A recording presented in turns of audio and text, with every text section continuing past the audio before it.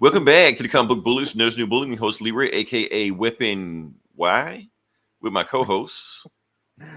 Yeah, this is Eli, aka Squadron Taco Supreme. There you go. That sounds like an evil supervillain marketing scheme from Taco Bell. Yeah, Damn, and we're back. I'm gonna put my hat on. I'm pale as fuck. It's light. There you go. Give me some shit. There you go. No, let it shine. Let it. You know, I'm bright, man. I'm like blinding myself. With shit. These lights. Man, let's get us monetized. Oh, we have representation. Okay. Yeah, we're back with another episode, and I hate to brag, but we have a meaty, girthy show for you this week. Really? Yeah, we got a lot. Okay. I guess it's going to be another one where I'm not. Maybe you're meaty. Maybe so. I guess I'm going to be doing a lot of talking this week. So glad I got my water. But we got a bunch we're talking about. All I want to say is that it's a little small talk. I'd be glad when March is over because one, this is a long ass month. It's like 5 weeks. Two, I don't know nothing about a damn bracket. So, and April's just more fun. Oh, and the Easter snap. Hate the damn Easter snap because right now outside it is 31 degrees in Mississippi. I don't like that. So I'm not even going to ask you what your what look like over there. Eli. We're 32. We're about as we beat you. We beat you. It's actually nice out right now. That's not nice. If you can't go That's out in tropical flip-flops, to us. yeah, no, 31 is not good. I don't even know 31 degrees. What we got here?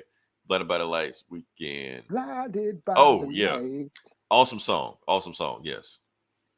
Eli thought this song's from the 80s. Yeah, we're back. Okay, so we're just gonna jump into it. Like I said, you got the banner. We're gonna talk about what we're gonna talk about, but we do have to pay our respects at first. So first thing we're gonna do is say, rest in peace to Lance Reddick. Like I said, Lance Reddick he's more like known as a that guy. Now, if you don't know what a that guy is basically that guy you see on TV. You're like, oh, that guy. You don't know his name, but you know he's that guy. Like, for instance, a bunch of stuff that he was in. Let's see what we got. Like I said, if you've seen Lance Reddick, you've seen him before, you've seen him a bunch of stuff. One thing you've seen him in is John Wick. First thing I saw him in. Like I said, John Wick was shooting all these people badass, stuff like that, doing all this badassery stuff. And then he goes to the hotel, and that's the guy running the hotel. First time seeing him, I was just like, well, who's this guy? He had a stage presence. I'm like, well, this guy has a backstory. What's his deal? And then you get to the third movie, and then you got his backstory, and you're just like this, like, okay, that's pretty cool right there. So yeah. What else did he play in? He also, actually his biggest role, and I'm sorry, I didn't watch the show. He was one of the stars of The Wire. And I understand The Wire is one of the greatest works of fiction, medium in the last 30 years. I get that. I didn't watch it. Sorry. I never finished it. I only watched like the first couple seasons and then. Oh, well, you even worse. At least I didn't start on it. Well, no, I take it back. I did. I mean, it was cool. Like what I saw was cool. I just didn't get around to finishing it. What? It's the greatest piece of fiction ever made, Eli. How did That's what I hear. Not finish it? That's what everybody says. But he was awesome in it. What do we got here? He was in Quantum Break. See, I didn't play that game. Fat T. Reason I didn't play the game because I heard it was like 3 hours of cutscenes or some shit. And it's like some guy had his Xbox controller and it died in the middle of it. So I was like, fuck that. But glad he was in it.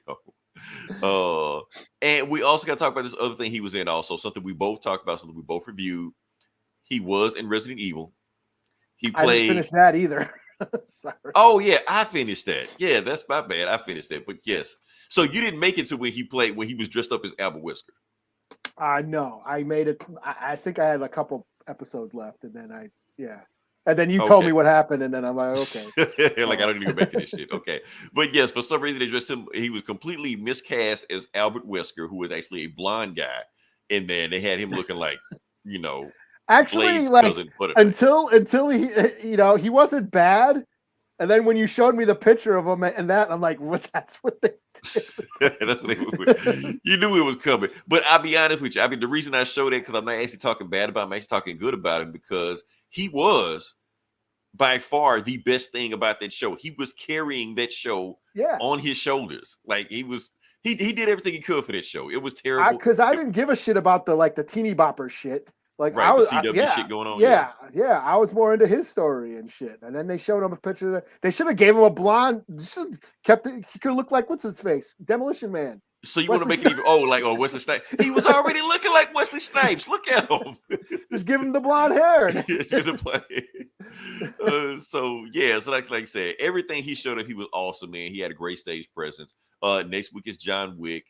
I don't know. I'm pretty sure he has other movies in the works, but yes, he's going to be in John Wick 4 also. So I guess people gotta show up and show out, because it's one of his last roles, at least his last big role that he got coming up. So I want to say rest in peace to Lance Reddick. Yeah, good journey, sir. And another personal for me, somebody else died this week, Eli, that hit me that I was like, oh man, we got to talk about this.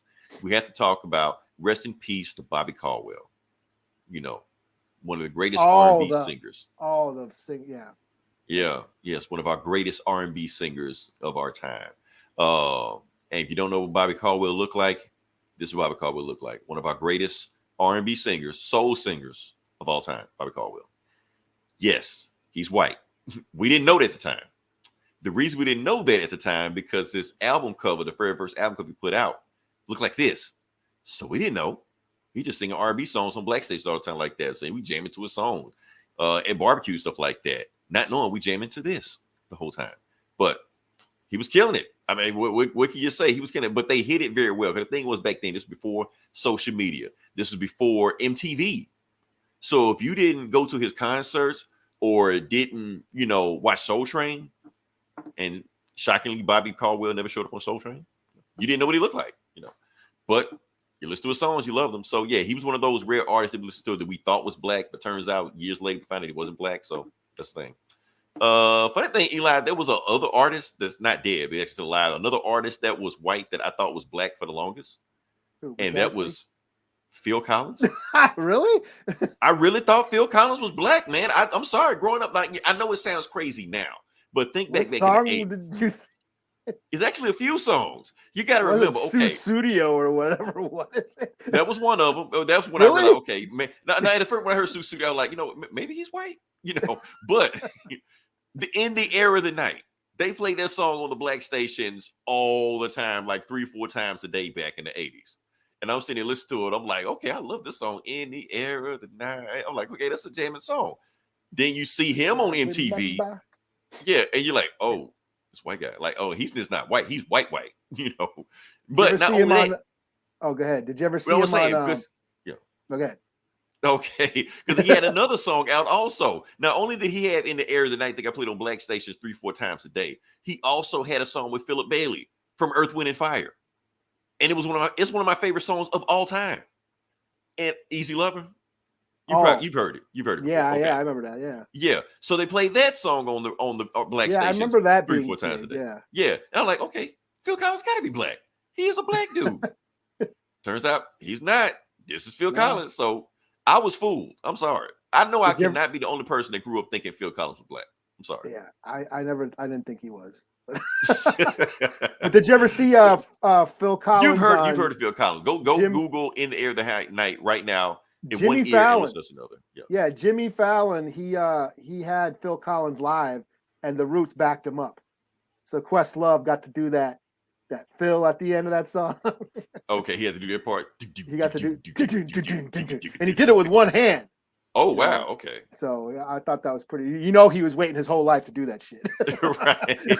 Hope the camera zoomed in. Every drummer has been wanting to want to do that with Phil Collins. So yeah. But you never heard of Lily Collins, White as Snow? She must be. I don't know who that is. Is that his daughter? Is that actress? Is that his daughter? Is that his daughter? I don't know. I guess I don't know. But Phil Collins, man. Yeah, Phil Collins. We're old. Again, we're old. We know who Phil Collins is. I am not the only person that grew up thinking Phil Collins was black. I'll stand by that. I'm sorry. There is somebody else that thought that. So yeah. Do a poll. You can't do a TikTok poll in 2023. Is Phil Collins black? You can't do that. We got to go back time travel. Phil Collins used to be black. Because nobody's going to admit that now. Because it sounds stupid saying that. Like, what? Phil Collins was black.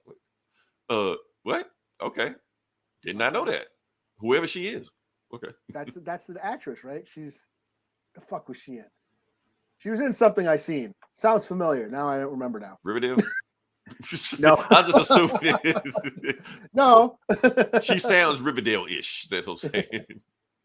Oh, yeah. Anyway, we can move past it. Like I said, we got a bunch of show. We're going to jump into it. Like I said, I saw a movie this weekend, and judging by the box office, I'm the only person that saw this movie. So we'll just go with this one.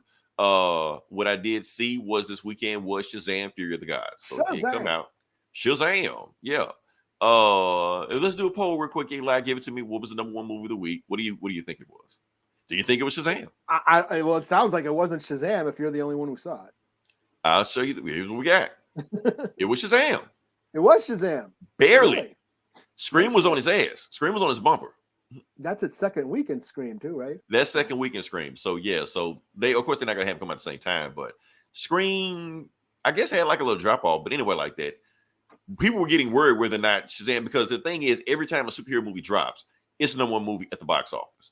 But Shazam was tracking so low, people were thinking like maybe Scream might beat it. And if that happened, that would have broken like a 15-year-long streak in superhero movies. Like, will Shazam be the one to beat it? Like, nah, it barely held on, but that's about it. So yeah.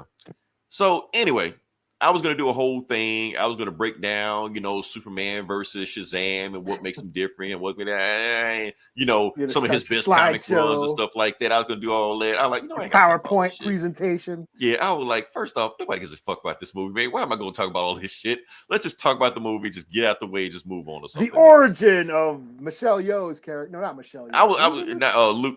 Man, that's racist as hell, man. That's Lucy Liu. No. Michelle Yeoh's in superhero movies. Yeah, I mean, she is. She's actually in 2 MCU movies, and nobody says anything about it. But we're gonna go past that. Yeah.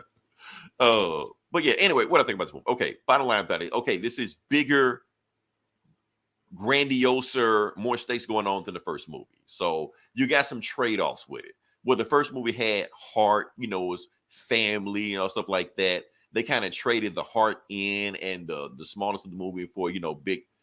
Damn. Eli, hashtag Eli canceled. Yeah, do it, please. Yeah, so it's like such a big grandiose movie, but in the heart, even though the movie does have heart, it's not like a contract by numbers movie. There's still some heart and humor and stuff like that, but it's definitely going for a bigger feel to it. So you got a trade-off in it. Overall, I do feel like, I'm gonna just go off the bat on it. I do feel like this is a better movie than the first one. Even though I do feel like there's some trade-offs in it, but I feel like it's better because I feel like it builds off the first movie. The first movie did the heavy lifting. It told you the origin story. It basically gave you a blueprint of how Shazam's powers work, who Shazam is, who his family is. So it had to get all this stuff out of the way and had to learn how to use his powers, train, or something like that.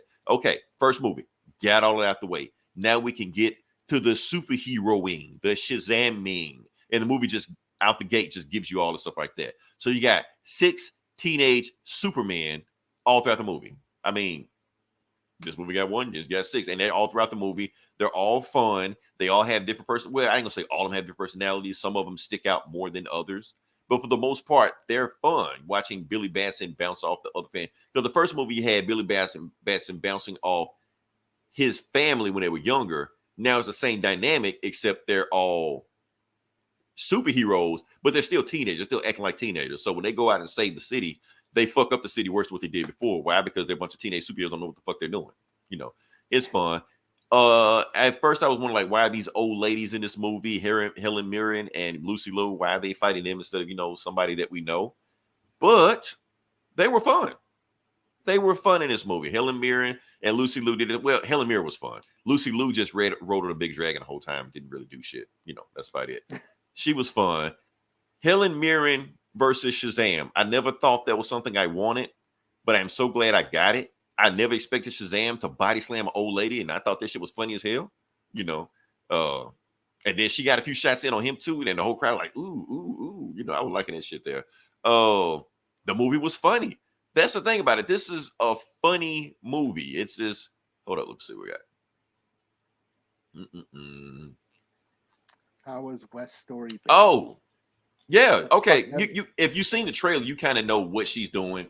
She's the third sister. Like here, Helen Mirren and Lucy Liu, she's the third sister, but she's not as evil as them. She is evil, but then she meets Freddie Freeman and she like falls in love and like turns over to their side and like help betray her sister, stuff like that. So that old story, you know. Who's She basically West Story? Oh, is that West Side Stories? You mean? West Side Story, yeah, West Side Story. The girl that was in West Side Story is one of the people in this movie. So yeah, she's cool. She's in it. I like her part in it, you know. Like I said, Shazam fighting the big ass dragon. That was fun. There was some cool action scenes in it. Shazam versus Helen Mirren. That was cool. Just the superheroing, flying, all the stuff they're doing, all that was cool. Just them having banter going back and forth. It almost, I'm not saying it did. I'm just saying it almost felt like Avengers level, how the Avengers were like bouncing off each other, having fun, so like that. The chemistry it was having, it kind of felt like that. Like they felt like a family, and it was cool. What else about it? Let's go to my boy Zachary Levi. Now, because I had problems with his performance in the first movie because I felt like he was playing it too young, even though the boy was like 15. But now the boy is 18 in this one or something. That's what they say here, like 17, 18, stuff like that. And he's playing, it seemed like he's playing it even younger than what he did before. So like, man, come on, man. Y'all need to get on the same page like that. Oh, look what I did. What'd you do? I changed the background. No, did you? Oh, yeah. What did I have it on? You had it on the white dead guy. My bad. I'm losing track. Let's get back on focus. Okay. Appreciate that, Eli. Thank you. Okay. What I was gonna say. Shazam, like I said, Zachary Levi is still playing it because it feel like he's playing like a Flanderization of it. But I don't know what the trope of Flanderization is. It's when you see a reoccurring character that gets dumber and goofier and bigger and more cartoony the more times you see him. That's what he's doing. Instead of playing it like an 18-year-old would play it, he's just playing it like a 12-year-old in the 90s. That's how he's playing the role. And I think he's playing a little bit too young. So that's whatever. But at the same time, when he's doing the superhero Shazam shit, he's nailing the superhero Shazam shit. He has a presence with this. When he's fighting dragons and flying through it and the capes floating and shit like that, he almost feels like Kmart Henry Cavill, you know. But that's high praise. That's not a knock. That's high praise. So I got to give him credit on that. So I think it's pretty good on that one. One thing I do want to knock about this movie is that they leaked a big spoiler of Wonder Woman. They put it in the trailer. This is not a leak. This is not something on Twitter. They put it in their own trailer. Wonder Woman is in the movie, you know, but it's funny. Every time Wonder Woman shows up, it's funny. Even though she's like a cameo, it's funny because so she shows up more than once. Technically, one time they just show her like a body, like they don't show her face. So it could be anybody. I'm pretty sure it's like a stunt double, something like that. So she don't kick ass or nothing? Is her. You say which one? They don't show her kicking ass or anything. Oh no! She shows up at the very end. They actually explain. No. They actually explain why no other superheroes show up in this movie. They actually have a good reason for that. Because the evil chicks put a dome around Philadelphia, so nobody can. So that's why no other superheroes can show up. So she didn't show up until the dome goes down. So yeah. They should have just had whoever, just CGI whoever, and just have Wonder Woman show up and kick a few asses, and yeah, none of that. She didn't show up to. She serves a purpose, and so she didn't just show up. She actually served a point in the plot, but that's only at the very, very end. But the funny thing about it, where they had the reoccurring joke with Wonder Woman, is that Billy is trying to hook up with Wonder Woman the whole time. So like the wizard, you know, is trying to sneak out of the jail cell because the evil chicks got him trapped like that. He's like, the only guy can sneak out. I gotta like do an astral projection to Billy. So he sneaks into Billy's dream, and while he's in Billy's dream, he's having a dream about Wonder Woman. So right before he's about to kiss Wonder Woman, like the wizard turns into Wonder Woman. He like, Billy, wake your ass up. What ain't you doing? Blah blah blah. And Billy's like it's Shazam like hollers in the screen. Everybody was like laughing their ass off. So they had some funny scenes in there. Oh, yeah, that's all I gotta say. But overall, like I said, it's a fun movie. If you go into the movie, I know everybody wants the superhero movies darker, grittier. They want Daredevil. This ain't that. This is goofy. This is wacky. This is Shazam. This is what Shazam has always been. This is what he's supposed to be. And they make it more Shazam-like in this movie because the thing is, they never really went into Shazam's lore in the first movie because he don't know anything about his powers. In this one, they go more into his lore. The wizard stole the powers of Hercules and Achilles and all shit like that. And that's why the crazy old chicks are after him, you know. So they go into detail about that, and I kind of like that. It's more wackier. You got more magic going around at the end of the movie. I'm spoiling it, like they fight ogre with a unicorn. So this is that type of movie. So if you don't want to go see a movie like that, this ain't for you. Go wait to see some. This is not Frank Miller Shazam. This ain't that. This is goofy shit, kitty shit. I don't think Frank Miller can't do Shazam. Or could you imagine anyway, him or Alan Moore? Well, that's what I'm saying, because Alan Moore did a version of Shazam. That's what I'm saying. You don't want that. But I can imagine Frank Miller doing like a fucked up version of Shazam just because, like, racist and shit, probably a Nazi or something, you know. But, but that's it. But this ain't that. Like I said, so if you go in expecting something grittier and you tired of, you know, funny shit in your comic, you don't like comedy in your superhero movies, don't go see this. You're gonna go in, you're gonna hate this movie. This ain't that. If you want to go in and have fun and watch unicorns and ogres and what is that crazy?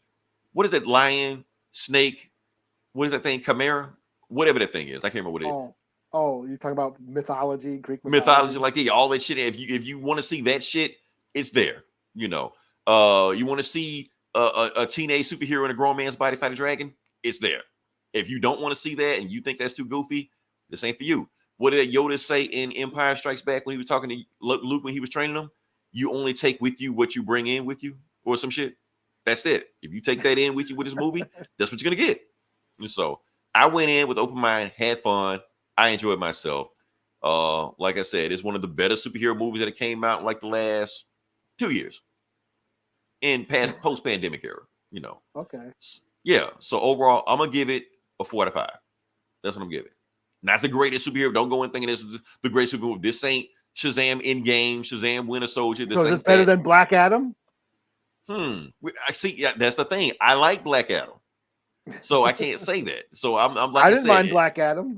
Yeah, I didn't mind Black Adam. So like I said, but they're two different tones. Like I said, which movie would I recommend for other people? I recommend Black Adam first because Black Adam is the anti-hero in The Rock, blah blah blah. Where this is more goofy kitty shit. So I probably wouldn't recommend this just to everybody. I recommend more people to Black Adam than this. But overall, this was and I do think the runtime was a little bit too long on this one. They could have tightened it up a little bit where Black Adam was like get in, get out.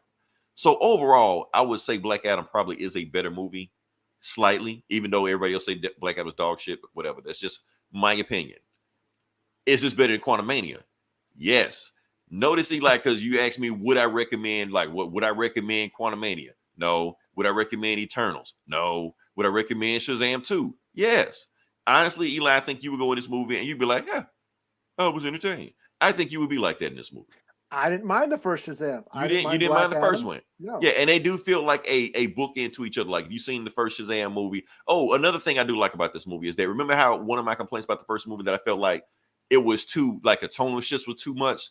Like, one time it was doing goofy Goonies shit, and then next thing it's like it turns to a horror movie out of nowhere. And so, but I like that. I like that. Like the evil guy was. Yeah, I'm sure you did. I'm sure you did. But I'm saying it was too much of a shift. Did you close your eyes? Oh. No, I didn't close my eyes. But I'm just saying, like, I'm enjoying myself. Oh, this is funny. This is goofy. What the fuck? You know, like that. Large. Right. But here's the thing. Shazam 2 has some fucked up shit like that in the movie also. But they balance it better. That's the thing. So it doesn't feel like a tonal shift. It's more in cohesion with each other. Basically, the movie starts off with fucked up shit. So when it starts off with it, you're prepared for anything after that. You know, because yeah, they and people like die left and right, and it's like you didn't have to kill that guy, but fuck it, you know. So I do feel like the first one, yeah, the monsters like eat the whole board members and shit. Like, but I'm just saying, it came out of nowhere. You just like, okay, like wait, what? You know, where in this one when they do fucked up shit, it's more in line with each other. You kind of see it, you should expect it to come. It's still shocking, but it's not just out of nowhere, you know. So. All right. That's my own thing. So yeah, I enjoyed the movie. 45. Eli, I wouldn't recommend Quantumania. I would recommend this for you. So, yeah. Check it out on HBO Max. It'll be on like 45 days now. Some shit I'm like sure. That. Yeah, I'll probably see it. So that's all I got. All right. So now I'm gonna take a break. Well, you take over because I know you wanted to talk about something, or you didn't want to talk about something, but let's talk about it anyway. Talk about Superman? What? Why? Superman Lois. Did you watch it? Oh, yeah, I did. Awesome. I like the show. Yeah. Me too. Okay. Change the subject. Did you watch Gotham Knights? No. Okay. Is that on? Yeah, it's on. You know what? I thought you were talking about the game.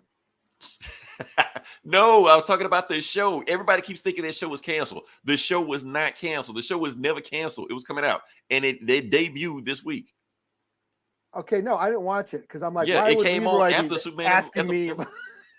Yeah, no, I was talking about the Gotham Knights show, that shitty CW show that came out with. Yeah, no, I didn't watch that. I thought you were going to talking about the game and shit. No, I was talking about that show, and that show is complete dog shit. Matter of fact, you're like, I got to talk about Gotham Knights. I'm like, okay, good. Yeah, the CW, and that show is so bad. Y'all owe Batwoman an apology. That's how bad that show is. Yeah, I wasn't gonna watch. CW. So I'm back. I'm saying, okay, I think we got 3 CW shows. I'm counting Gotham Knights. We got Superman and Lois, which is great. Flash. I love that show. Yeah. I think it's great. Yeah, it's great. Yeah. It's a great show. Yeah. I'm like I on all the CW shows at this level. I don't get it. Yeah. Because even the Flash are like, this y'all last season. Why y'all doing filler episodes? Like the very first beginning of the episode, Barry and Lois like, we on a vacation, bye, and it's about the sidekicks. Like, it's the last season. Why are you doing this shit? So I don't know. But you want to talk about Superman and Lois, okay? No, it was cool. It was cool. I like it. I'm glad they're back. Did you notice the recast of the boy? I did. I know. Okay. And he did all right. I mean, I was like, I like, yeah, he's fine. New kid, and he's fine. Mm-hmm. You know, he's fine. So I don't know what everybody's freaking out about. Plus, he was like the other kid anyway. The one with the superpowers, the one everybody cares about. So yeah. Yeah, and that where he was flying over the ocean, I'm like, holy shit, this is like that shit look good. It didn't like they ripped off Zack Snyder though. I'm just saying. But that shit looked cool, and the way he was talking about, I bet you can't keep up with me, old man. And Superman like, oh really? Superman like, bam, be passable. You gotta go fast now. You want to catch this old man? I like, okay, I like this shit. It's just a fun show, man. It's just a fun show. And like the effects level, like I said, they're flying over the ocean. The effects look good. Yeah, for TV, that shit look good. Yeah, I was like, damn, okay. Better than Quantumania. Oh shit! All right, so but that wasn't what we're gonna talk about. Well, what you gonna talk about? Okay, you're gonna talk about because I want to get you angry. Okay. We're gonna talk about that. We're gonna talk about the Mandalorian. Mando. We're gonna talk about Mando because you're gonna be. Here's the thing. Okay, can I talk about? I know we banned Star Wars. I know we're gonna talk about Star Wars on the show. We banned Star Wars for a good reason, and I'm pretty sure when we talk about this next segment, we're gonna find out why we banned Star Wars on this show. But I gotta say what I gotta say about this. Oh, what the fuck is going on in this episode? I'm just saying, because here's the thing. I wasn't like fully invested. I was like doing other shit. I was reading Stormwatch. That's what I was doing. I was reading 90 Stormwatch. That's what I was doing. So I just had Mandalorian playing in the background. I'm like, whatever happens in the background, some cool shit happens.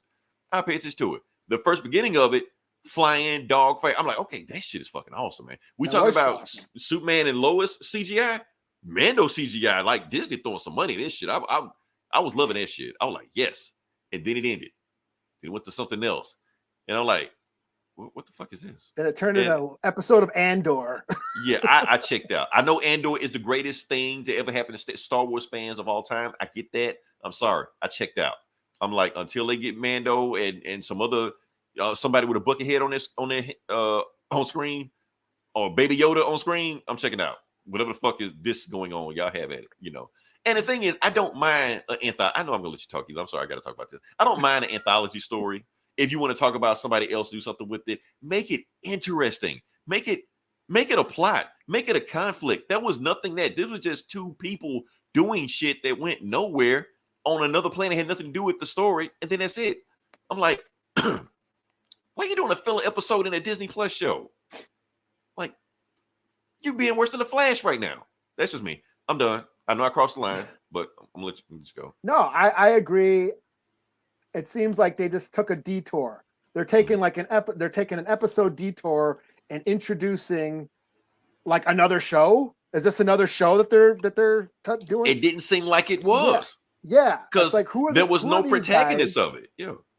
Yeah. Who I know that scientist, wasn't he in the first episode with Werner Herzog when they're first? Don't ask me. Don't ask me. Yeah, I think he was. If he was, then okay, maybe. Because honestly, it just felt like just random dude just show up. Yeah, but I'm saying who is this guy and why should I give a fuck about him and why is the whole episode about him? That's what I was waiting on you, because I need Eli to explain this shit to me. And I remember, and that's what I felt about. Now I know everybody loved when Book of Boba Fett took the Mando detour and we got Luke and Baby Yoda and Ahsoka. That's so like great. That's our favorite. That's the best episode of Book of Boba Fett. At least it was engaging. At least it was engaging with something like that. They went with this, and I'm like, who the fuck are these people? Yeah, and their storyline the storyline went nowhere. Like if the storyline go, and even the storyline don't tie to Mando, okay, go somewhere with it. Tell a story with this. This was just shit happening. Not interesting at all. That's the guy me. So well, especially after the last episode where they introduced the mythosaur and they're really getting into like the culture of the Mandalorians and their history and stuff that I'm waiting to see, the purge and all that shit. You know, stuff that I want to see. Yeah. And this episode, we're going to start talk. We're going to introduce this whole other cast of characters and take them on a separate journey. And I don't know if that's working for me anyways. Like I said, I think I've heard that they want to like integrate all these different shows into like kind of like an MCU style universe where all the show or like the CW universe where all the shows sort of blend together. But I don't know how to feel about mixing episodes within each other's seasons. You know what I'm saying? Right. That's what I felt like. Like I want to see. I would have been even satisfied if Mando was going to Coruscant. He was nowhere near Coruscant. No, it was just a. So it's just like, what is this? Yeah, let's take a pause from the shit that you care about, and let's introduce new shit that no one knows about or gives a fuck. Because I don't give a fuck. I get what they're doing. I know what this is about. That dude's working on cloning. They were trying to clone Baby Yoda. Is that what he was doing? Yeah. Oh yeah, that was what he was doing. I'm sorry, I kind of checked out, but you're right, he was talking. About that. He's cloning Baby Yoda because they need a clone with force powers so they can make a fucking another Palpatine or Snoke or whoever the fuck. Or stormtroopers with Jedi powers or something. Remember, that's what these shows are. They're fixing all their fuck ups in the movies. They're retroactively writing them out of the rut. So now they got to make Palpatine being a clone and Snoke, all that bullshit matter. So now that's what this is for. They're going to like, this is all about them cloning and getting to that, the shit in Rise of Skywalker where they were cloning Palpatine and Snoke was part of that whole cloning process. So that's what this is for. And I don't give a fuck. I don't care about any of that shit. I want to see the underbelly crime shit. That's what Mandalorian is. He's like an outlaw. That's what I want to see. I don't give a shit about Palpatine and the clones and I don't give a fuck about it anymore. So that's what was frustrating with me. Is like especially with hey, the mythosaurs aren't extinct. Sweet, let's have some more of that. But nope, let's introduce this whole other show. And I was like, what the fuck? So, I was a little frustrated. And kind of like the dogfight sequence, Bo-Katan doing her flying shit. I thought that was all dope. Finding her castle all fucked up. I'm like, okay, Bo-Katan's pissed now. And it had me mad because it had me hyped for the episode. I'm like, oh, this episode gonna be awesome. And then it just ends. And then and like, why are we here? Is this gonna pay off somehow, or is this just introducing another show? Is this Skeleton Crew or going to relate to you know what I mean? Like all these list of shows, Star Wars shows they got coming out. Like what's the purpose? I just of this? wanted an interesting storyline with that. That's like I would have gave it a pass if it was just an interesting storyline between those people, like a beginning, ending, and conflict and resolution, like a normal story would be. It was none of that. That's all. Just give me that at least, and you can go do detour and do whatever the hell you want. Yeah. That's what I feel. I feel like sometimes the shit is just badly written, and I feel like they're just trying to this isn't how you tell stories, right? This is yes, I know. That was my big frustration with Book of Boba Fett. They took forever to get anywhere, and then right when you start to care, they took a detour to somewhere else, and then they came back and half-assed it in the end, and like what could have been awesome turned out to be just kind of meh, you know. I don't know. So that's how I felt about this. Is like, what the hell? Why are we diverting from a cool story arc, you know? And talk about just random people that may have just got killed off for all I know. I don't know. Yeah, they're on he was on Moff Gideon's ship. Okay, I get it. So Moff Gideon's out there doing some shit somewhere. You know, why aren't we? Why isn't he back? Why do we care about these people, these random folks that used to work for him? You know, and I don't care. I get. Oh, the rebels are just as fascist as the Empire, and I get they're trying to do all that crap. I don't care. You know, I didn't give a shit. Like, let's get back to the mythosaurs and Mando, you know, trying to like stop being a pussy, and so he can finally pick up the Darksaber. You know, quit being a bitch and pick up the Darksaber. Because Bo-Katan's, you know, showing him up and shit. She's got bigger balls than he does. You know, so. Uh-oh. Star Wars getting woke. Okay. You know, let's continue on that storyline. You know, let's because that's what's interesting. You know, I don't care about the cloning and trying to right the wrongs of the Rise of Skywalker. You know, I don't care about Palpatine or Snoke or any of that shit. You know, See, this is why we ban it, Jake. This is why we ban it. Yeah, make him raising my blood pressure. Well, at least this time we're on the same page. So so it's different this time. Yeah, no, it is getting a little frustrating. You know, I was just saying, like, you know, basic storytelling just seems to like fly out the window when it comes to Star Wars. This is like elementary shit you just do. Like you have to do certain things to tell. It's like when you're making music, you do certain things to make music, because if it's not music, it's noise. And that's what it is. If you're not telling a complete story, it's noise. That's what it is. I feel like, no, that's why when I'd rather read this shitty 90s Stormwatch Image comic than whatever the hell was happening on screen with those people. Yeah. Like if you want to do some Andor political shit, then do an Andor political show. And that's what Andor did. Right. Don't shove your political shit into this cool outlaw space Western shit. You know, you know what I'm saying? And that's the thing, is like the mythosaurs, like, oh, they were extinct. Did Bo-Katan know? Did she know that they were extinct? Was she hiding? Was she protecting the mythosaur? What was going on? We don't know, because let's shove all these fucking nerds, you know, whining about, we used to work for the Empire, now we work for the rebels, and I miss those travel biscuits. Like I don't care, you know. Let's get back to let's get back to the Mandalorian. That's what the show's called, you know. Right. So anyway, Superman and Lois is awesome. And Superman, it's sad when the CW was better than Disney. Right. And that's free. That was free. Right. Yeah. Oh, man. That being said, can I talk about my favorite show I saw this week? Okay. It was on Amazon. No, it wasn't Superman Lois. No. was it Mandalorian wasn't even like that. My favorite show this week, a show that came out of nowhere. Swarm.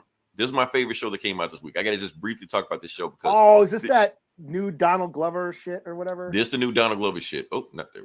So yeah, this new Donald Glover shit right here. So this show is honestly one of the most disturbing, unsettling TV shows I've seen in a while. It's weird, and it made me uncomfortable, and it made me feel dirty just watching it. But it was awesome. I mean, like I said, I got to tell you what this show is about. So yeah. The show is about, and I'm spoiling it for you. It's about a serial killer. A serial. I'm sorry, I fucked it up. A stripper serial killer. She's a stripper. She's a stripper that kills, not a killer that kills. Not a killer strippers. Yeah, she's a stripper that kills. Yeah, okay. That's the thing. But she goes around killing anybody that talks shit about Beyonce online. So she goes from town to town. Yeah, that's what she does. Sounds awesome already. Right, but the thing is, it's not Beyonce. It's like not Beyonce. It's like another person, but it's Beyonce. Oh, it's like a a fictionalized version of but Tandy it's or whatever. yeah, but it's Beyonce. It's just straight up Beyonce. They don't even pretend about it. So she's like going to the town, like wherever she's holding the concert, and anybody talking shit that happens to be in that town at the concert, she kills them.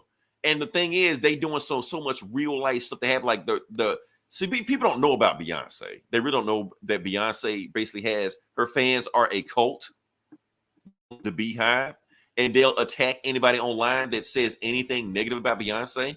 Matter of fact, they are so bad that when Jay-Z cheated on Beyonce, they had a rumor of who they thought it was. Some reporter named Rachel Rose, something like that. They didn't know it was Rachel Rose. They thought it was Rachel Ray. Remember the cooking chick? So they started sending death threats to her. And they will, anybody talk bad about Beyonce, they will. Why were they mad at the chick? Because she cheated on Beyonce with Jay-Z, even though it wasn't her. Because her name was similar. That's Jay-Z's fault. Like what? They don't care. They're blaming it on the chick. But the thing was, Rachel Ray, the cooking chick, had nothing to do with that. Yeah. She didn't fuck Jay-Z. Her name just sounds like the chick that fucked Jay-Z. So they went after her. That's how crazy these people are. But they talk about like celebrity worship culture in general. That's what the show is about. Just anybody that just, attacks fans for no reason. Like when Donald Trump tell people to storm the Capitol, shit like that. They don't say anything about that. But and the thing about it, they do a lot of like real shit in this show. For instance, they have a scene where the main chick bites the chick, bites the star, the not Beyonce chick, in the club. That happened to Beyonce in real life. A crazy fan bit her. Other stuff. There was a story they did. Like a lot of people don't know. They think they just made this part up. The story where the 4 strippers shot a dude that was changing their tires. That happened in real life. So they do a mimic of that in this show. So it's like I said, it's Atlanta. It's basically the same people that made Atlanta. This is a dark satire. If this was an episode of Atlanta, like season 4, it would fit right in. You would think nothing about it. But I will say this: the chick that plays it, Dominique Fishback, I might be saying the name wrong. They need to throw her every award there is by the time this award season comes on, because she killed it in this role. She goes from playing like a person that was like shy and uncomfortable to this fucking serial killer, and the level she goes is like she plays a different person almost every episode. The time she gets from the last episode to the first episode. It's a show. It's a show. It's 7 episodes. 7 episodes. Get in, get out. 30 minutes. Okay. What's about the cult of comic book bullies? Yes. Yes, Jacob. Right. What's that flick with Wesley Snipes and De Niro? The Fan? Was it The Fan? The Fan? I think it was a fan. Yeah, like that. Yeah. Where De Niro was like a super creepy fan of Wesley Snipes was like a baseball player or whatever. Yeah. And we say fans don't go that far. Fans don't go this far. Fans a lot, like I said, we say a lot of shit from the 80s that you don't get. But we're going to say this shit from the 80s. Okay, when Ronald Reagan got shot back in the 80s. Yeah, he got shot by a crazy fan that was trying to get the attention of Jodie Foster. Yeah. Why? I don't know. That's because that's how crazy fans are.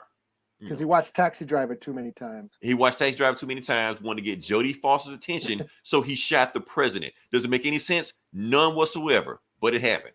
So, yeah. Yeah. So well, that's like I see. Like metal fans can get pretty rabid. Yeah. I remember those, like when I used to work at the club and shit, and we all just saw Slayer. Slayer had played, and we came back to the bar. We came back, we all hung out there and shit, and we're all hyped up. Just saw Slayer. Well, a wedding party right across the street. There was like the Union Depot and a lot of weddings. They would hold a lot of weddings there.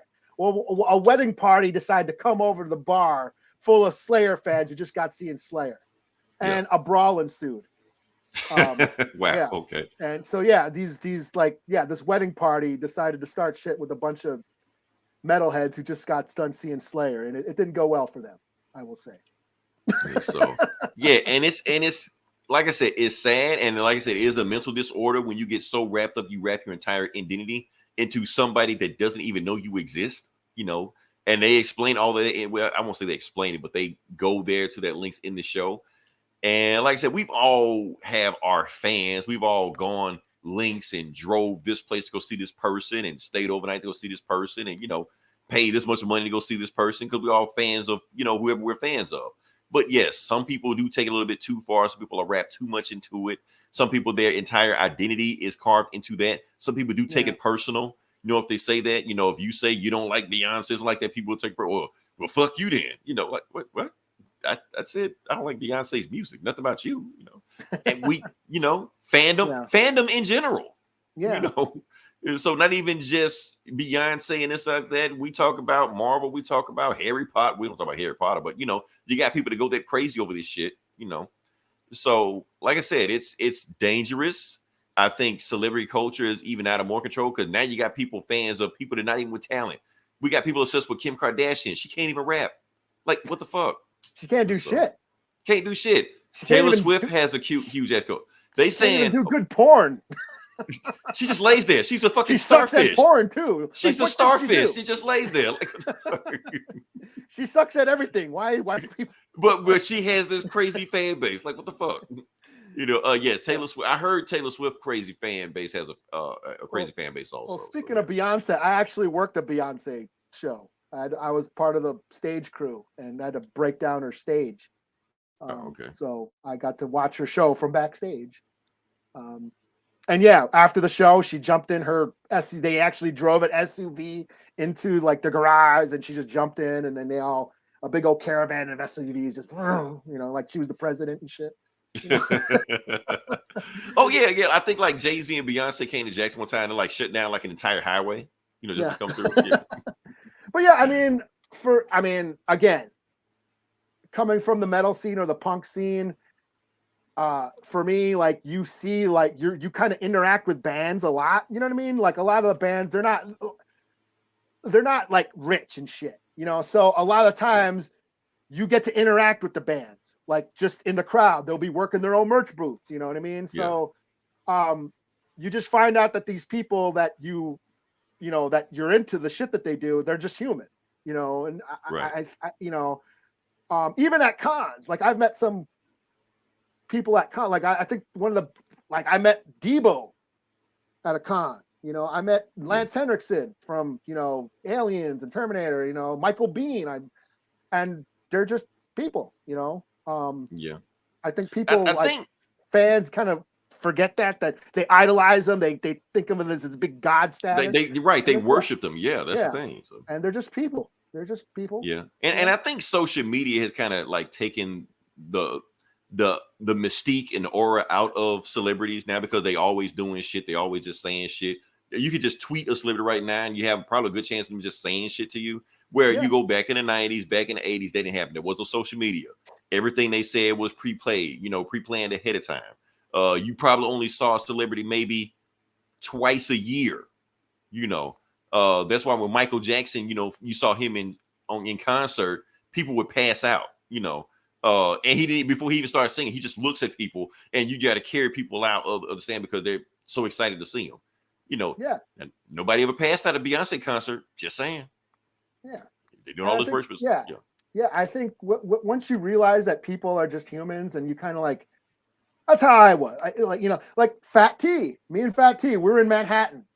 Yeah. Back in the 90s, we were at Tower Records when we saw Michael Rappaport at Tower Records.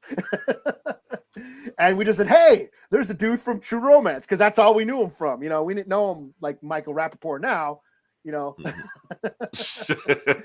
Yes, Jacob. Your instructions will become soon. Yeah, that's fake hair. You know that. He sent you fake hair. This is a wig. Anyway. Yeah. Funny story. Yeah, like we talk about celebrities. I met Chuck D one time. Like Chuck D was sitting as close to you are right now to me. Even though we're like, well, anyway.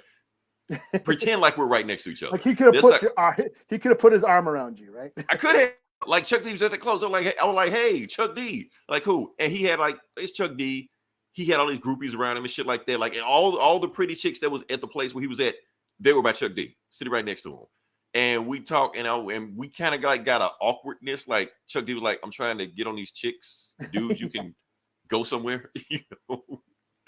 So yeah, but that's about it. So, but no, I was at a strip club with Testament, the band Testament, and they were all getting lap dances and shit. And I'm like, hey, good. Oh, I said, hey, good show, guys. Because they don't want. They had asses and the titties in their face. They don't want to. Right. Because you realize, like, oh, you guys are so awesome. Like, no, get your.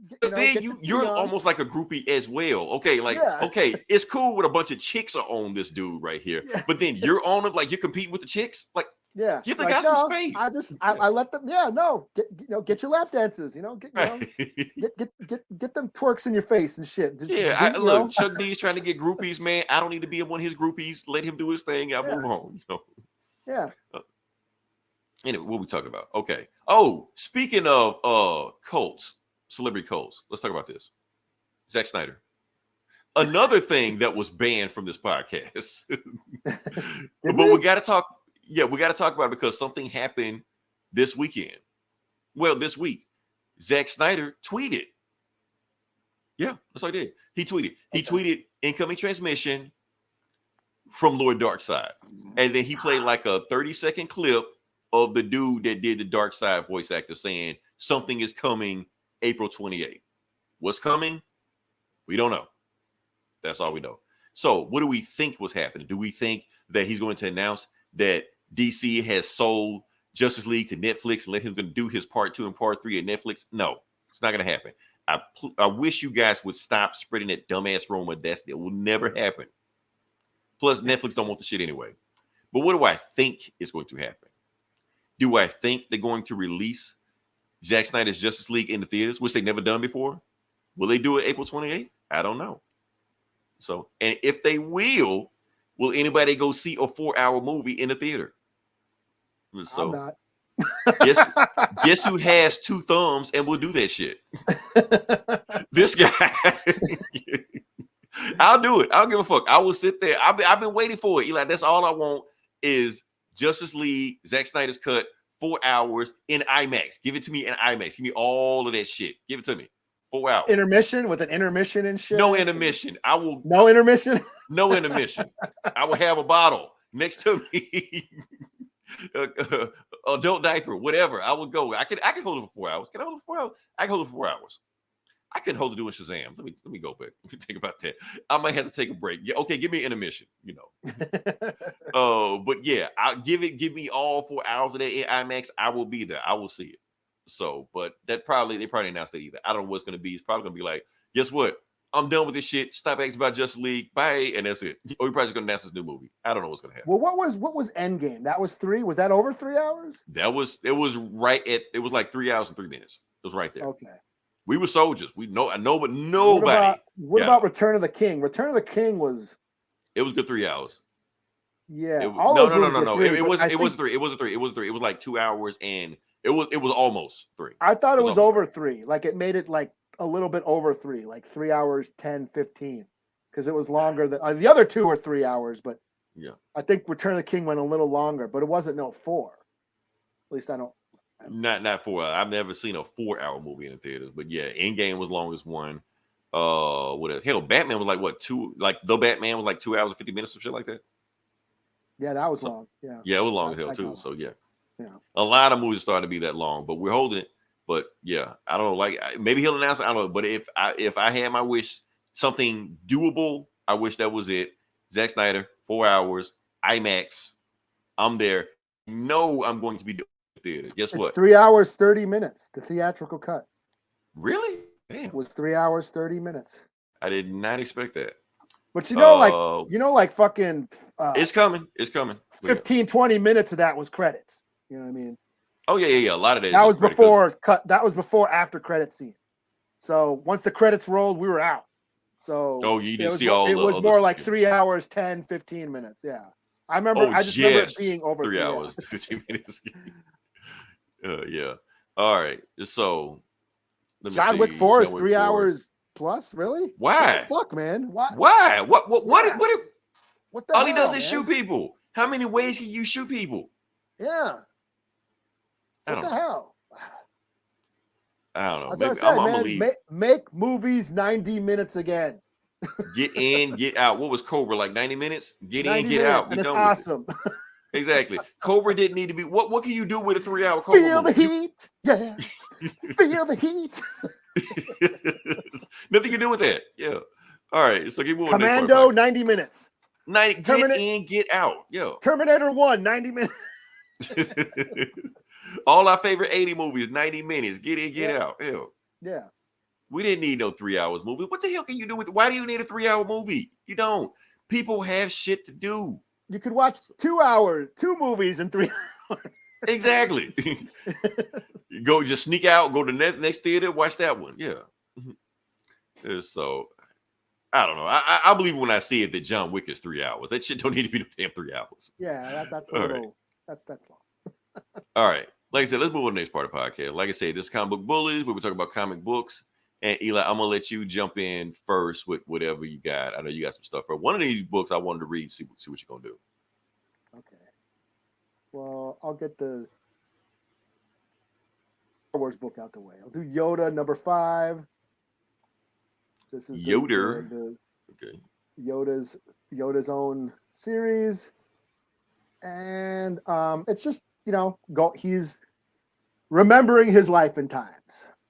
He's on Dagobah, reminiscing about different adventures, and this one is when he is training some younglings, some Padawans, and one of them, a Wookiee Padawan, a Wookiee youngling, is starting to have visions.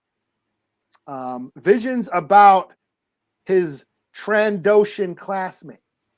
Now, Trandoshan's Bosk, you remember Bosk, the lizard guy? He's a Trandoshan. Trandoshans hunt Wookiees. So they're like natural enemies. We've seen that throughout, like on Clone Wars. There was an episode where Wookiees were being hunted by Trandoshans and shit. And if you can see in this panel up here, there's like a fight between Trandoshans and Wookiees and shit. But anyways, there's a Wookiee and a Trandoshan Padawans. They're all getting trained, and the Wookiee starts having visions that the Trandoshan classmate of his is going to go dark. So it's kind of plaguing him. And so this Wookiee Padawan goes to Dooku, a young Dooku, Count Dooku, when he was young. And Dooku's just like, yo, Jedi don't fuck with visions. They don't, they kind of look down on, they basically feel it adds to their like anxieties, and it gets them worried about the future, and it makes them like lose their concentration. So Dooku's like, yeah, don't tell Yoda about your vision, but just observe your classmate. Now that you've gotten this vision, just kind of observe her and just, prepare, watch her, prepare, and that way you'll be ready, And so at the end of the book, they're doing this training, and the Wookiee ends up starting some shit. He ends up like attacking her.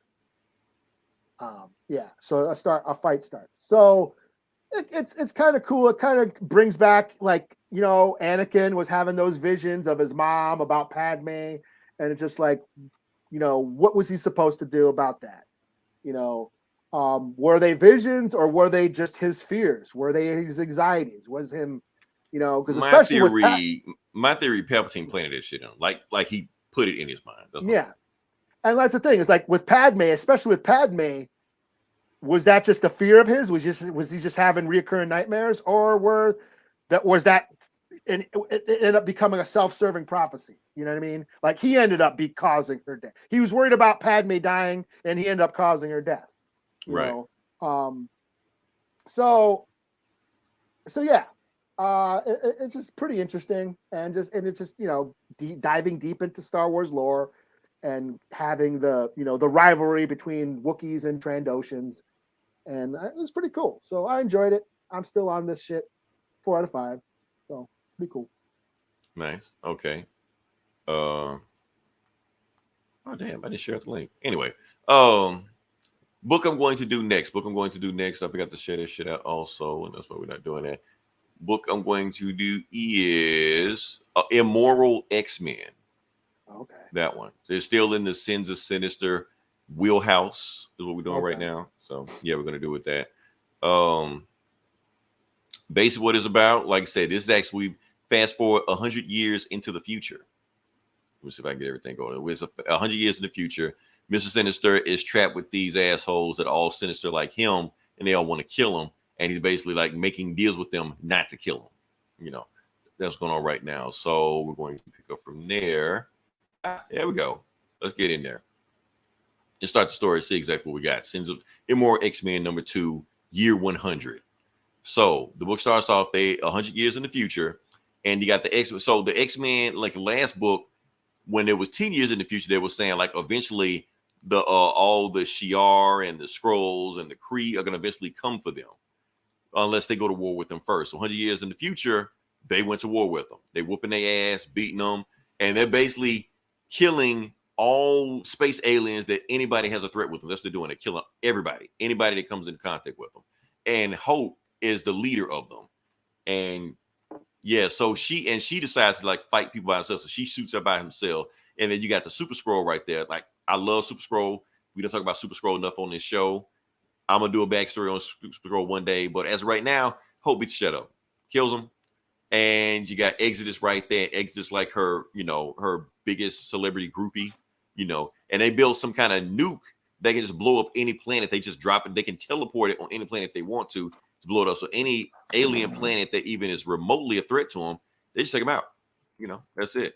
So yeah, the X-Men have gone crazy. Meanwhile, Hope's body is back somewhere, and it's actually been chopped up into pieces because they can't clone her properly. So they just leave her in the big thing that where she can clone people. And instead of having the 5, they've cloned the 5, and the 5 clones everybody else. So they just got like this big factory where everybody just clones everybody. So they got this big, basically like stormtroopers. They just 1,000 right now with 1,000,000 on the way, and they got their own ship. They ride in the Marauder.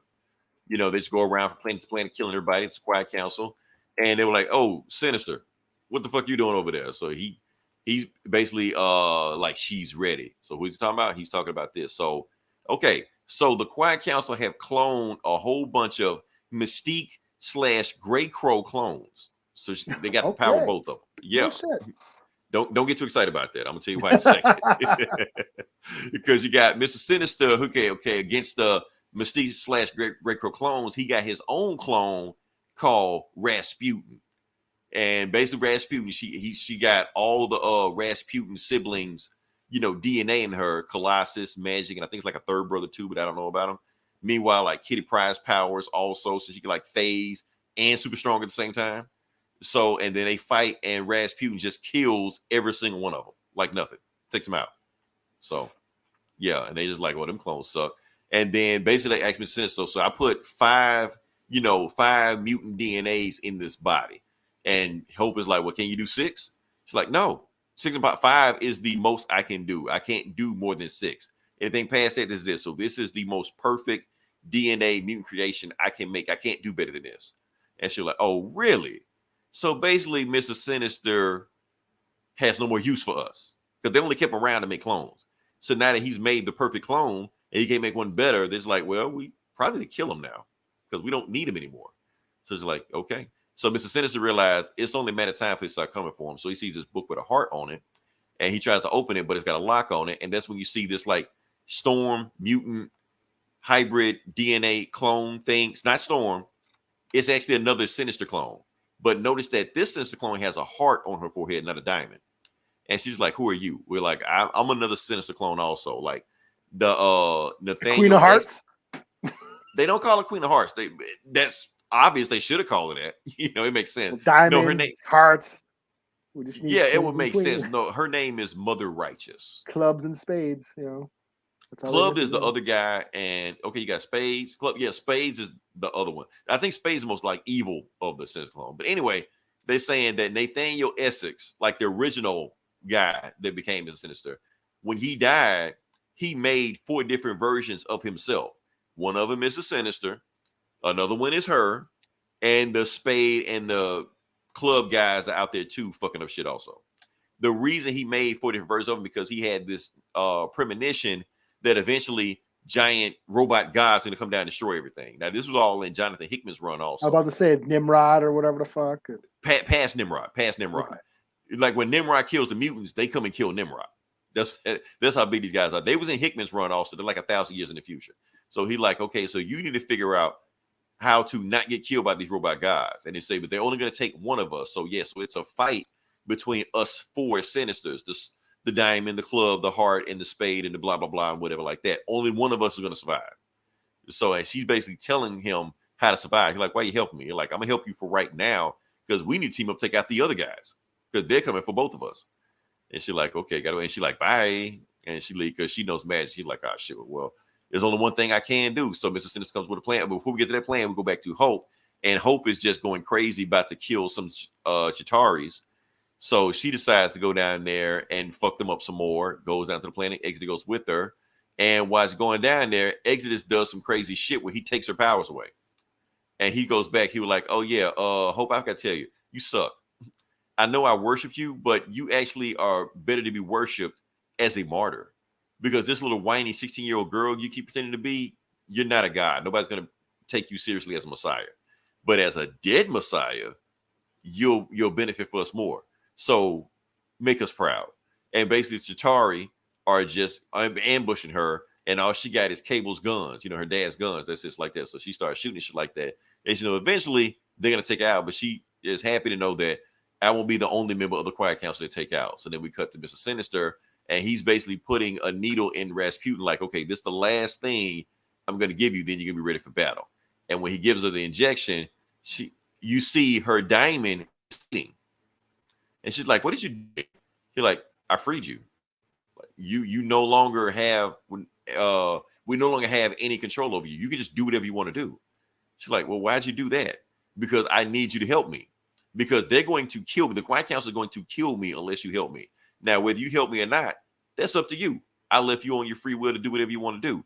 But I blew up this planet. I blew up Krakoa because of all my, plans and stuff like that. And I made this hellhole we're in right now, and I'm stuck here. And I need your help to get me back the time machine I need to reset all this shit and get everything back the way it was before. But if you don't help me, we're going to be stuck here. So I need you to help me save from my sin. The sins of sin, And she's like, okay, well, what do we do? So then they take them over. They basically go aboard the Marauder and they hijack the Marauder. And they sneak out of the base. While they sneak out of the base, they got to get in a dogfight, stuff like that. And they shoot their way out and they take the Marauder. And basically, Mr. Sinister is just like, okay, we got to go find my Moria engine so I can reset this universe. And she's like, well, how long do you think that would take? 5 years, maybe? The end. I love how it looks like Star Trek. We don't talk about Star Trek enough on this show, but that's basically how they make it look like. Yeah, so that's it. So the next book's going to be 1,000 years in the future. So yeah. So yeah, like I said, it's all stuff Hickman set up back then, because Hickman talked about this stuff back then. How the X-Men got in a war with the Shi'ar and the Skrulls and the Kree, and they killed them all off like that. He just wrote it in text in the back of those Powers of X books. They're showing it now. Plus that robot guy's supposed to show up 1,000 years from now. I guess they're going to be the next book. So, yeah, okay. Sinister. All right, so yeah, so what you got next? What do you got? 4 out of 5? 5 out of 5? I'm gonna give it a 4 out of 5. I like this book, man. I like this book. Basically because they're just doing what Hickman already wrote. They're just doing it. So you can't fuck that up. I don't think. All right. But we already know at the end of the day, it's all going to be reset anyway. So I'm having fun until then. So. All right. Okay. Well, the next book I'll do will be Wolverine number 31. Yeah, this is the one I wanted to know about. Okay. I'm gonna let you talk about this. I'm not going to interrupt you. Yeah. So I guess this is supposed to be a good starting off point if you haven't been reading the Wolverine book. So people are saying. Because I haven't read Wolverine in a couple of years since wasn't he fighting vampires and Omega Red and yeah, I was like, it's getting too was they after Moria or some shit? Was they were after her or something? I can't remember. Yeah, but it's been a while. I haven't read Wolverine in a couple of years now. Now Gomer and them say that this Wolverine run is the best Wolverine run of all time. Of course, that's what they said. You're like, of course. They would say that. The best thing ever. They're turning into fucking what was the Ogar show? The Valiant, Get The Valiant. Valiant show. Oh yes, Yeah, the Get Valiant show. This Wolverine book, 11 out of 10. Yeah, 10 out of 5. This was perfect. So this has Beast, Hank McCoy, basically turning into a villain. Now I don't know what's been going on. He's been like that for a while. I guess he's been doing some shit lately. I don't know. Yeah. I'm just now jumping on, so I'm not privy to any of that history. But he's basically full on villain in this. He's cloned himself a bunch of times. You can't do that. Yeah, he's he's erased his memories from the Krakoa database or whatever.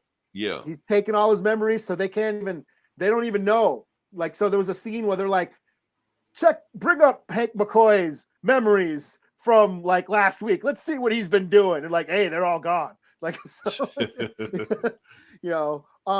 he's taking, I guess, X-Force's base, and it's now and turned it into this big giant tree robot thing with the skull on it. Okay. And now it's under the ocean. He's under the ocean. Like taking out submarines. So he has an evil lair underwater. Okay. Yeah, evil lair underwater. He takes out some submarines. Like, no one's gonna fucking see me. And all these submarines that are trying to monitor Krakoa, fuck them. And he like takes out the submarines. I guess Wolverine had killed him.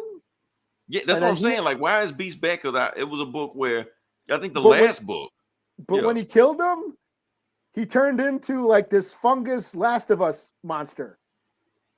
Oh, that's what that was. I didn't know what Gum was talking about. Okay. Yeah, he like Wolverine fucks him up, like stabs the shit out of him, splits his head open, and then his head just like splits open and these fungus mushrooms come out. And then Wolverine starts fighting that and shit.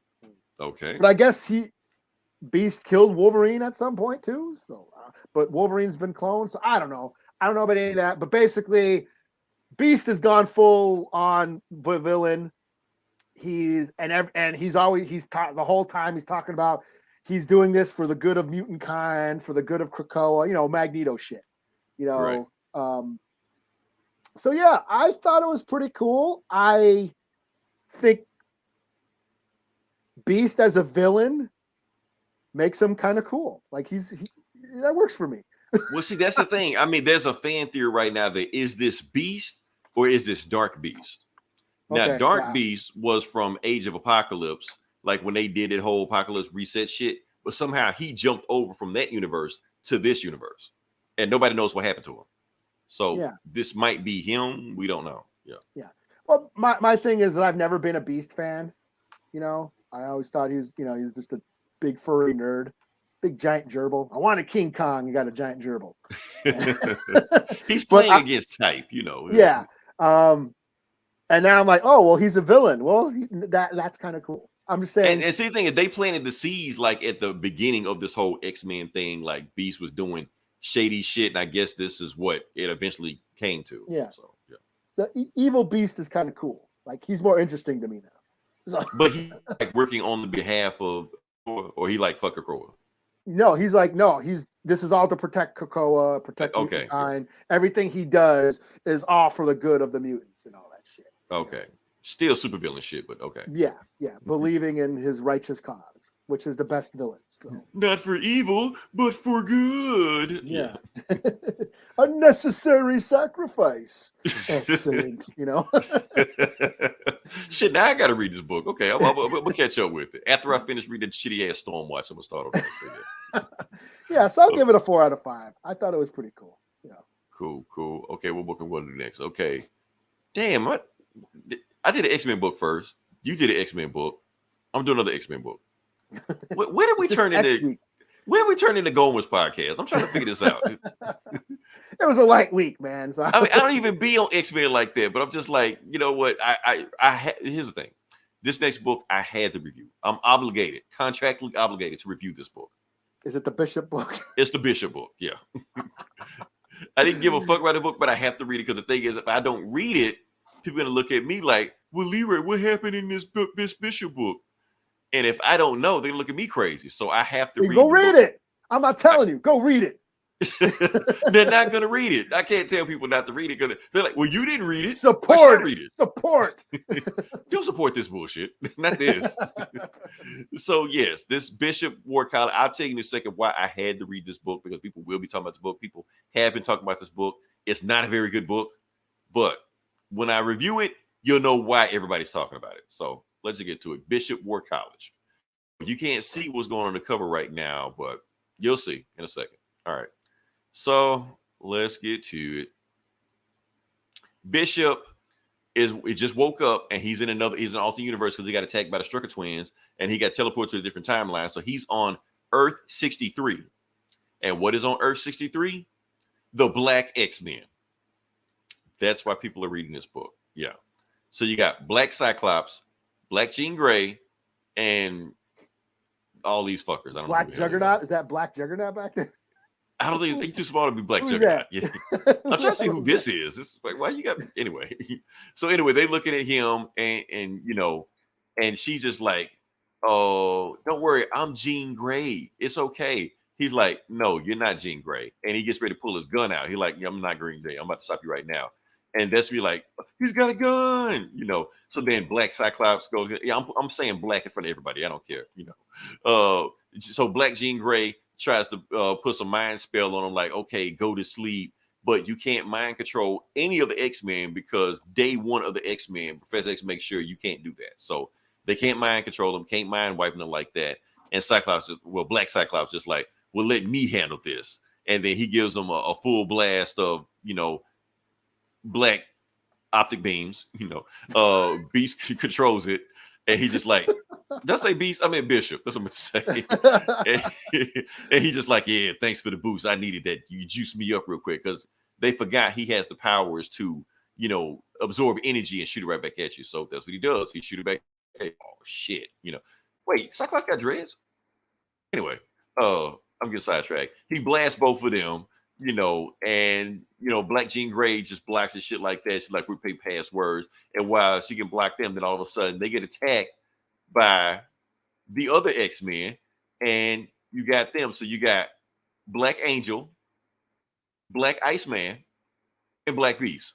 So, and he's got dreads. So yeah, he's fighting, and it's when you hear enough, and you got Black Professor X. So hey, if you want to get what's the guy's name? Garcinio. What's the guy? You know the guy I'm talking about.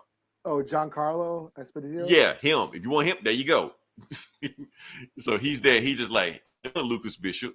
He was like, you're not Professor X. He was like, I thought they were going to get Denzel to play. No, that was Magneto, wasn't it? Right. So you're going to get one, that guy, Moff Gideon, he's going to play Professor X, and then Denzel is going to play Magneto. That's what's going to happen. Yeah. So you got all the Black X-Men. He's just like, what is this place? He was like, I knew you were coming. And don't worry, I know you're not going to hurt anybody. I know you're good because don't worry, we're basically variants, you know. But like he attacked us. He's like, yeah, he attacked us, but don't worry, he didn't mean any harm because I know the good Lucas Bishop, and the goose Lucas Bishop is some kind of nerd on their world. So yeah, so that's Bishop, the nerdy looking dude, Steve Urkel looking dude. Yeah. So yeah. And the rest of the book about Moira McTaggart trying to take over Krakoa. She's drilling on the planet. And you got the kids that Bishop's training, trying to stop them from doing it, even though they have no powers, blah, blah, blah, at the end. So, talking about that shit. The art looks dope. I'm just going to say that. The art looks dope. I give it to him. But it's a gimmick. But it's a gimmick that's got people talking. So, fine. Do what you want to do. You want to make Black X-Men, make Black X-Men. I don't care. So, is this a woke book? Too woke? Why there's only black people on that black planet? I'm pretty sure somebody gonna say that. So yeah, I mean, people are gonna get mad at it, but why get mad at it? Because it's just a one-off thing. It's a 5-issue book. You'll probably never see these black people again until Black History Month in Marvel comes back again, and then they'll show them again. Then they'll put them back in the box again, just hide them. So yeah, I only read this out of obligation. That's it. I'll be glad when this shit is over with, so I can actually get back to books I want to read. So, yeah. 3 out of 5. Because honestly, I only cared about the Black X-Men, and they were only in the book for like about what would I read? Like 10 pages or something like that, 8 pages like that. Because the rest of the book is about other shit. The CW teeny bopper shit that Bishop is training. I don't care about them folks. So anyway. Oh, What you got you sound like me back when I was. I guess I do. Oh man, it all comes full circle. Yeah. All right. I'll do this Ninja Turtles, the new Ninja Turtles, Last Ronin, The Lost Years, #2. Say that 5 times fast. Yeah. Did you read The this? Lost Ronin, the last years. Did you read this? No, I didn't. I feel like they told the story they need to tell. So I'm whatever you got. You can say that again. They sure did. This book wore me out. This is very wordy.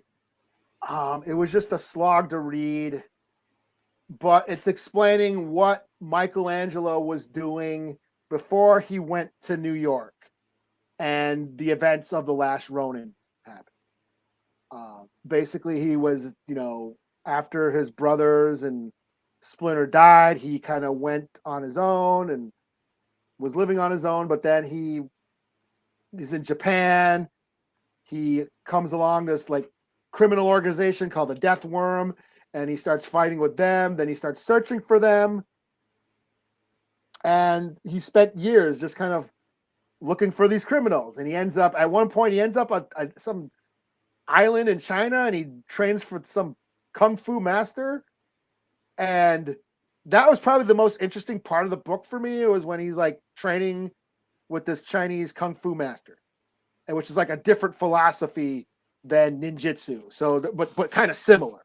So he's learning new techniques. He's learning like kung fu instead of, because karate and Japanese, like there's two different styles. Karate's very, very hard and very forceful, and kung fu about having a strong stance. Yeah, and kung fu is all about deflection and water. You must be water. Yeah, and you start out slow. Your movements are slow, and it doesn't look like it's very powerful because you're doing all these very slow movements. But when you put it all together, it's like you know what I mean.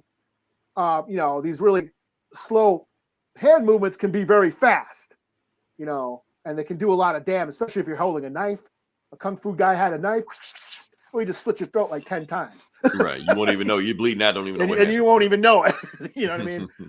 So it was like really cool. Like that sequence was like interesting and probably my favorite part of the book. But other than that, it was just like basically Michelangelo and his, the sort of inner monologue for like 30 pages. It was this long. So as you can see, this is the scene where he's training with the Kung Fu master. And look at all these word bubbles. That's basically the whole book. It was like a Coates Black Panther.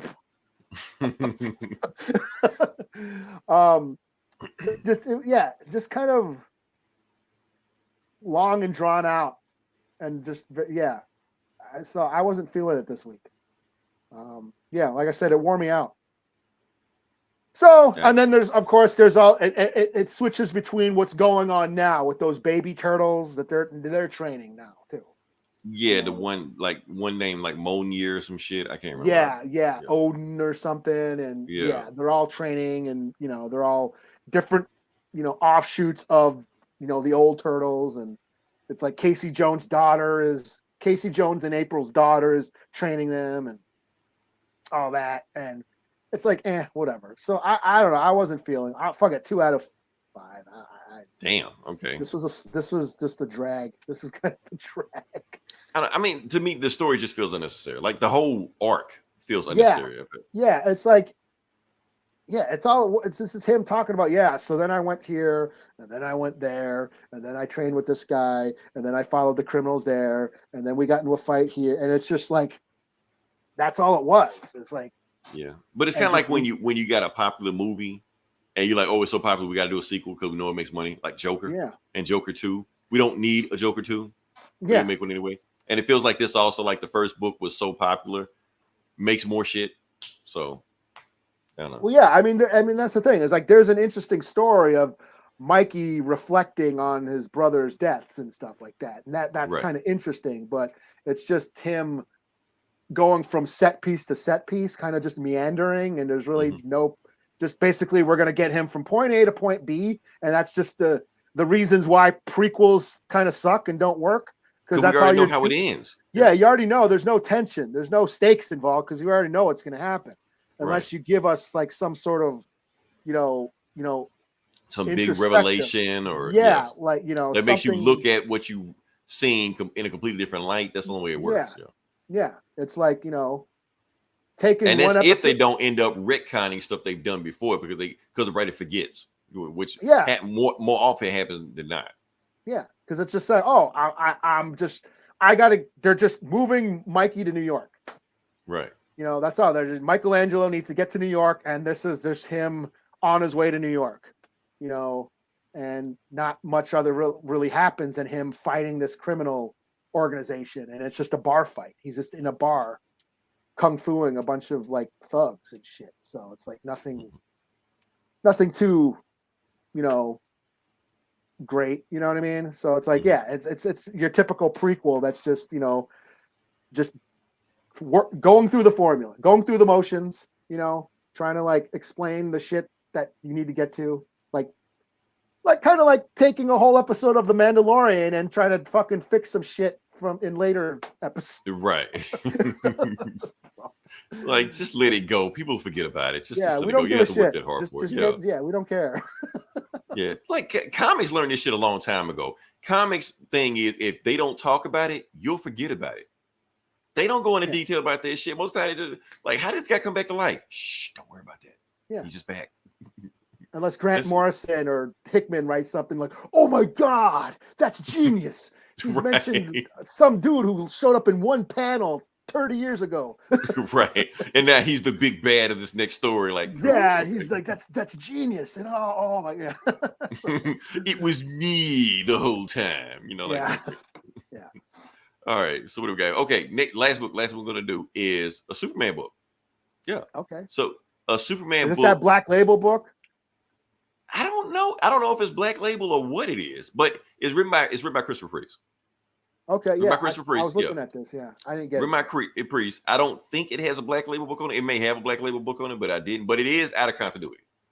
Okay. So I don't even know if Black Label is even a thing anymore. It's just whatever. But anyway, it's Elseworlds. It is. It may be Elseworlds, maybe not Elseworlds, but it doesn't take place in the continuity of what's going on right now. That's all we need to know. So, base point it is Superman's lost. That's what it is. How did he get lost? We will talk about it. So let's start the story. Boom. And let's get to, like I said, this is very much a Priest book. If you read any Priest book, it's that. So let's get to it. And that kind 1 out of 10, huh? No shit. 1 out of 10. This is Priest. He always say. So anyway, book starts off. I'm gonna just bypass this. Lois telling a story about the time Superman saved somebody. He saved a politician that somehow had $1 million worth of cash in their trunk. So he had to do anything? Nothing really. Move on past that. Clark is fixing a toaster. Lois Lane's drinking coffee. I guess she's about to go somewhere in a little while. Superman's got to go somewhere to do something, but they're like, hey, we got about 10 minutes to spare. What you want to do? They don't say what they did, but they passed 10 minutes. Meanwhile, Superman is gone. Speaking of which, Superman and Lois on the CW. They were banging it out on that show. They'll go in like rabbits. Like, damn. All right. So we get to the story. Okay, so Lois is working on a story, and then she wakes up and sees Superman just staring out in the raw. And she's like, okay, she goes to bed. Like, just let me know when you go to bed. She wakes up. He's still standing in the same spot, didn't move anywhere. It's like, I made breakfast. You want to get some breakfast? Want to go out to eat? And he doesn't move. He's just staring at the city the whole time. He's just like, Clark, the hell going on with you? Are you there? And she's like you only been gone for like 20 minutes. She's like, no, I wasn't gone for 20 minutes. I was gone for 20 years. She's like, what? Yeah. And then she hears the doorbell. She's like, the hell? Let me go answer the doorbell, see what the hell you're talking about. You've been gone for 20 years. And she opened the doorbell. It's Batman. And she's like, Lois, I got some bad news for you. And then he turns around. He's like, what the fuck? He sees Superman standing there in the door in the hallway. And Lois is like, okay, Bruce, what the hell did you do? Because you came here, you thought Superman wasn't gonna be standing right there, so you look shocked. Like even you couldn't fool me on that one. And she was like, I need to go. Like, no, you need to stay. You need to tell me exactly what the hell happened right now. And Superman's like, it wasn't Bruce's fault. It was my fault. You're angry at me. Stay focused on me. And she's like, okay, so what happened on the last mission you went on? He's like, okay, here's what happened in the last mission. We went, there was a fighter plane got shot down in the Chinese seaboard. And Lois like, bullshit. No, it didn't. Y'all just make up that story just to tell the press that because you don't want an international incident to happen. What really happened with what you happened? You're like, okay, I'll tell you what really happened. We were in the Philippines, Subic Bay. And that's where the Chinese fighter plane went down. It was over American soil or close to Western soil.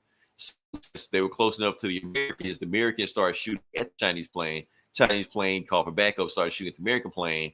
And next thing you know, if this situation gets too out of hand, we're looking at World War III. So then they decided to call in the big guns. And who are the big guns? The Justice League. They called in the Justice League to basically stop an international incident from becoming World War III. You know, of course they call it Aquaman because they're fighting overseas. You know, Aquaman takes out some people. Green Arrow and Batman just on a submarine, just talking shit to each other because that's what they do. Flash, to make sure that they don't call more backup, he's creating a whirlwind that's creating a static that they can't call out. So that's one thing. Green Lantern, meanwhile, is taking the Chinese planes and dragging them away from the firefight, but he's trying to make sure that they thrusters don't, make them buck and get away from them. And Wonder Woman's like, don't worry, my jet is going to make sure that their jets don't get out of control.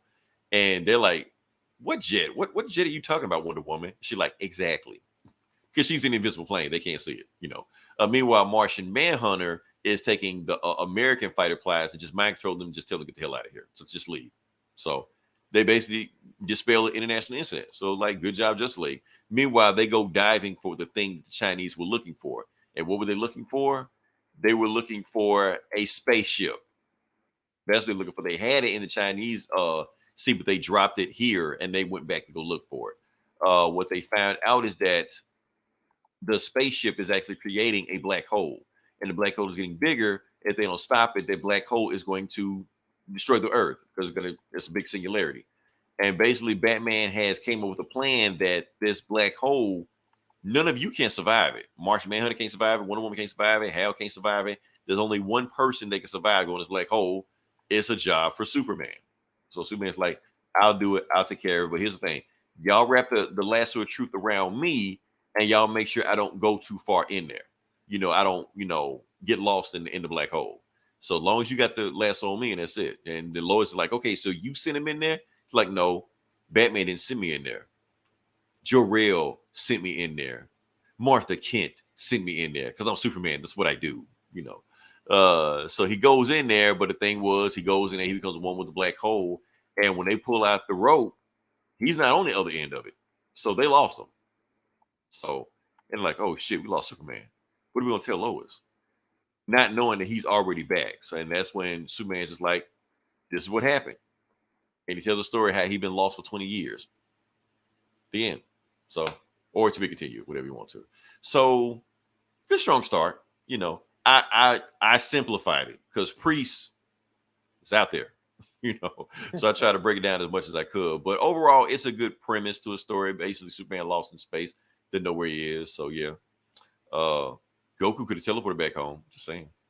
All right. So what you got next? Can't he do that now? Didn't you say Superman can Well, teleport? okay, yes. In the new continuity, Yeah. he can do that. But this is Elseworld. So he can't do that. Okay. So yeah. So they try to do that bullshit with him. The new Superman, yeah, he'll just teleport back where he is. Yeah, just fuck everybody up. So yeah. So yes, what you got next? No, I'm booked out. Okay, I'm booked out also. Like I said, if you listen this long, different like, share, subscribe, share it out, put it out, hit us in the algorithm. I have uploaded us into the podcast platform on YouTube. I don't know if it's going to do anything. It may do something. We'll see. Yeah. What I got to say. Oh, and I want to thank everybody for having one of our, for promoting one of our biggest posts of the year. I wasn't going to do this Shazam thing, but I decided to do it now. This one. Where is it? I can't find it. Nope, not that one. Damn it, I lost it. Never mind. Biggest post? Yeah, our biggest poster. Damn it. My bad. I set everything up and now I can't even find it. Where is it? Is it here? Never mind. Fuck it. Don't worry about it. We're done. I was gonna do a thing, but I can't do a thing because I didn't have this thing set up like that. But anyway, we're gonna go out on some Bobby Caldwell. Like I said, the inventor of Blue Eyed Soul. Take that, Justin Timberlake. So until then, this is Leroy. This is Eli. We'll talk to you guys this week. Same